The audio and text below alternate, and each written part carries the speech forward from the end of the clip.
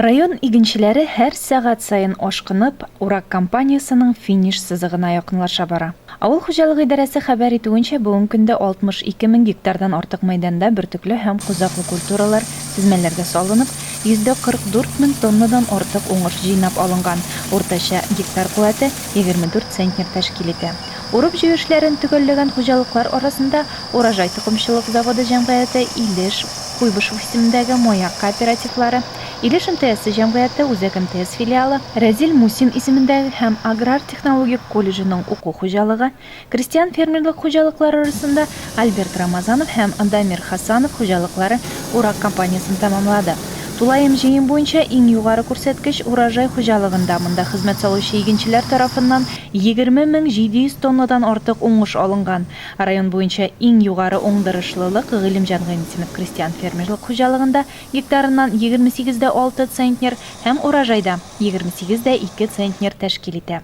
Узган 5 көнлек нәтиҗәләре буенча басуларда тир түгүче игенчеләр арасында яна алдынгылар билгеләнде. Иң-иңнәр исемлегендә бу атнада әллә ни үзгәрешләр күренми. Урожай токымчылык заводы җәмгыяте уңганнары тагы да сөендерә. Бер юлы 4 вымпел әлеге хуҗалык җирлегендә тапшырылды.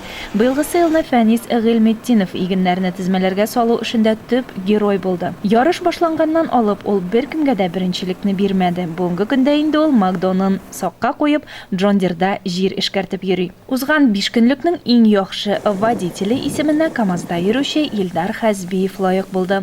Иң яхшы комбайнчылар арасында да таныш исемнәр яңгырый. Ул да булса урожай егетләре Денис Фазлыев һәм аның белән иң терәп хезмәт салучы Рушат Сабиров. Бүген алар өчесе дә шундый ук өлгерлек белән силос хәзерләүгә керешкән. Алдынгы комбайнчылар исемлегенә шулай ук Гыйлем Җангәнисов крестьян фермерлык хуҗалыгы механизаторы Тәлгат Баймиев һәм Үзәк МТС филиалы механизаторы Фирзәр Хәбиров керде. Тагылмалы чапкыч операторлары арасында яна Агыйдел җәмгыяте хезмәткәре Роберт Нурисламовка тиңләшүче булмады. Кыр батырларының һәммәсе дә кызыл вымпел һәм акчалата премия белән тәбрикләнде. Алина Хадимуллина, Илеш телерадиокомпаниясе.